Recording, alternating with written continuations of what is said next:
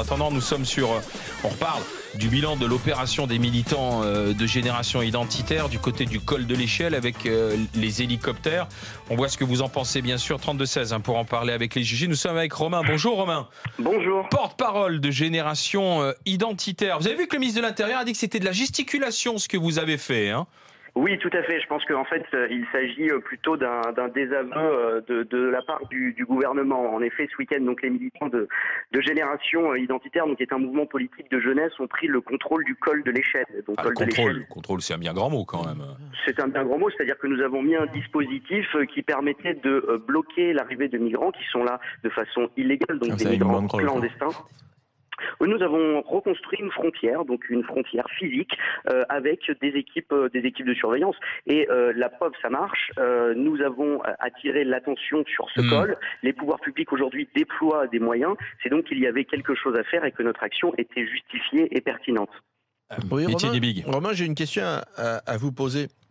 En dehors du fait que je ne partage pas du tout votre conception de l'accueil, mais j'ai une question. Si vraiment vous vous étiez retrouvé en face de familles qui venaient de faire 25 km dans la neige, qui arrivaient à cet endroit pour passer en France, et avec des enfants, et comme ça se passe, c'est souvent des situations très difficiles et très périlleuses. Est-ce que vraiment vous auriez continué à vous la raconter, ou est-ce que vous auriez fait ce qu'à peu près on fait tous dans ces cas-là, même quand on est absolument remonté, c'est-à-dire qu'à la fin on les accueille et on les emmène dans un endroit pour se soigner au chaud? Alors votre propos est extrêmement bien tourné, mais en tout cas il ne relate pas du tout la réalité des faits. La réalité des faits, c'est que la majorité des migrants clandestins qui arrivent en Europe sont des hommes plutôt d'un jeune âge et viennent là pour des raisons purement économiques. Donc si nous avions rencontré ces personnes, donc ces migrants clandestins, effectivement nous aurions joué notre rôle qui était celui de les bloquer et au besoin de prévenir les autorités. Ah, c'est-à-dire que vous les auriez arrêtés, interpellés et remis à la police, quoi, c'est ça? Ça, c'est ce qu'on dit quand on en a jamais croisé. Excusez-moi, Romain Spino, mais au nom de quoi? Qui êtes-vous? À quel titre? Enfin, je veux dire, vous proclamez milice. Il est bien là le problème. Le problème, il est que le gouvernement ne joue pas son rôle.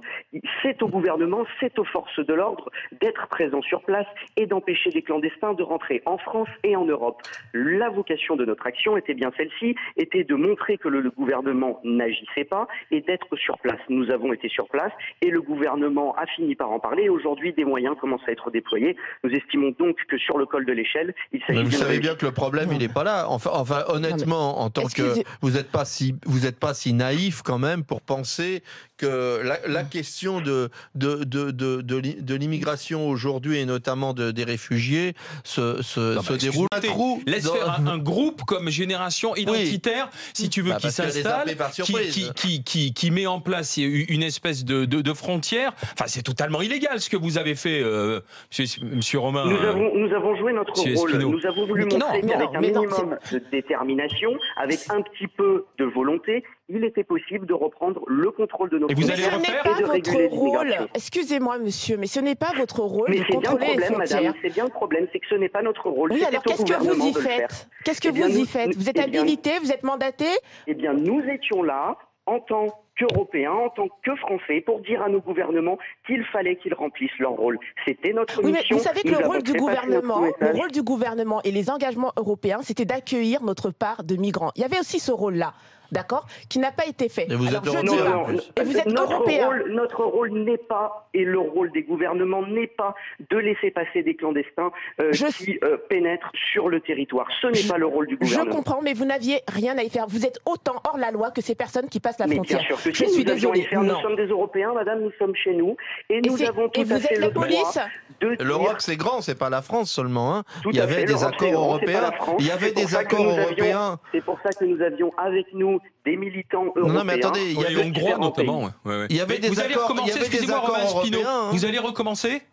Eh bien, nous sommes installés ce week-end sur le col de l'Échelle. La situation, les regards se sont tournés vers ce col. Les politiques commencent à réagir, mais la mission n'est pas pour autant terminée, puisque nous allons continuer à déployer des équipes de surveillance donc sur la zone et à continuer également notre travail d'enquête auprès des habitants. Alors vous êtes les zadistes des montagnes, quoi. Vous arrivez comme des cow-boys, vous croyez au Far West ou quoi? Nous étions sur place et nous avons eu un retour des habitants. Ces habitants que l'on n'entend pas souvent, ces habitants qui nous ont dit qu'ils en avaient marre, que leur pas tous, ville, hein. que non, leur c'est pas vallée, tous. Il y en a qui soutiennent beaucoup du côté de Briançon, qui accueillent des réfugiés. Tous ceux que nous avons croisés nous ont dit qu'ils en avaient marre que la région, le Briançonnais notamment, soit une vitrine de l'immigration illégale. Nous avons eu énormément de soutien auprès de la population et donc nous allons rester pour aider ces gens qui comptent beaucoup sur l'investissement de jeunes, sur l'investissement de générations identitaires pour défendre les intérêts des Européens. Vous risquez de provoquer des risques d'affrontement, Romain Spino. Excusez-moi, d'un coup, vous proclamez milice du maintien de l'ordre et des frontières, ce que vous n'êtes pas.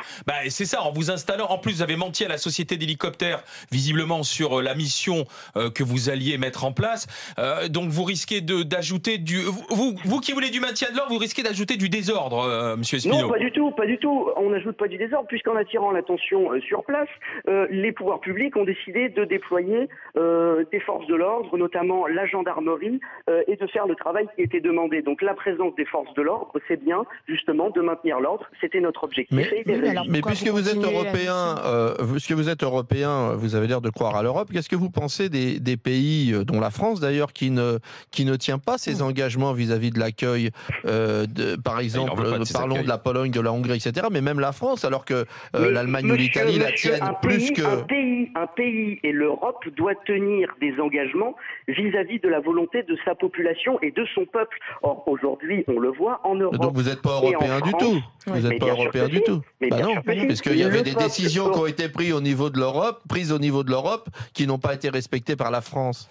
Mais monsieur, les Français aujourd'hui et les Européens ne souhaitent plus subir cette immigration. Vous en savez rien, vous, de ce que vous êtes dans votre... Ils ont énormément de soutien. Dans tous les cas, Romain Spino, je retiens que vous allez sûrement recommencer. Nous restons sur place, nous avons des permanents sur place qui continuent ce travail d'enquête auprès de la population et cette surveillance de la zone. D'accord, merci Romain Spino, merci d'avoir répondu aux questions des GG, porte-parole de Génération Identitaire.